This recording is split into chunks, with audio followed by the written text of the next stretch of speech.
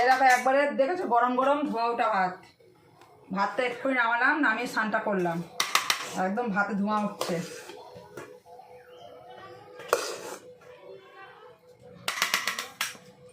ভাতটা বাড়া হয়ে গেল। চলো দেখিয়ে দিই তোমাদের কি রান্না হয়েছে।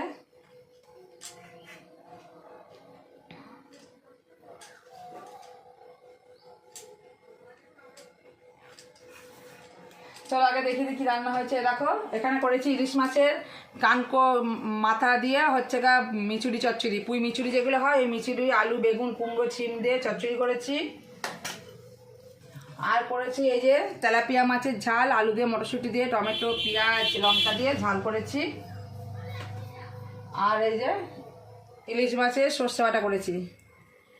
এই ভাই মেজদি বাড়ি আছে, ভাইকেও তরকারি তোমাদের দাদাভাই পাঠিয়ে দিচ্ছি, তোমাদের দাদাভাই দিয়ে এসেছে। আর আমার বড় মেয়ে যেহেতু ইলিশ মাছও খেতে চায় না, মেজদি ডিম করেছিল, ওই যে ওর জন্য একটা ডিমের ঝোল পাঠিয়ে দিয়েছে, ওই যে ভাত খেয়ে নেবে। তো চলো তরকারিগুলো বেড়ে নিই, দিয়ে খাওয়া দাওয়া করে নিই, দিয়ে আবার পরে আসছি।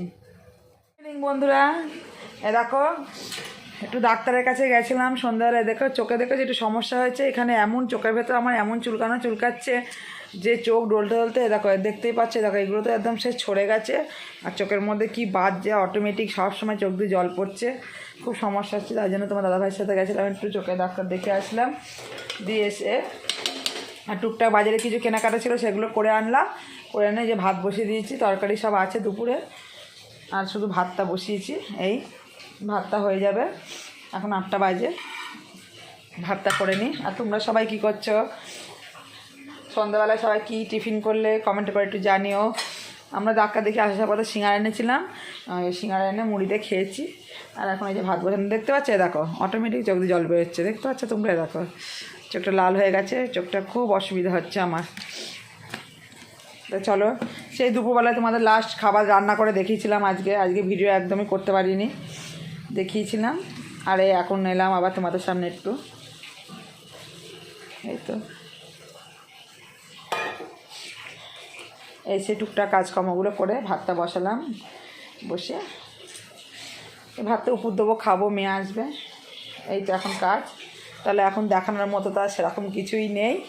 তাহলে বন্ধুরা ভিডিওটা আমি আজকে এখানেই শেষ করছি, যদি ভালো লাগে একটা লাইক কমেন্ট শেয়ার করে দিও। টাটা, গুড নাইট সবাইকে, আবার কালকে দেখা হবে তোমাদের সাথে নতুন একটা ভিডিওর সাথে।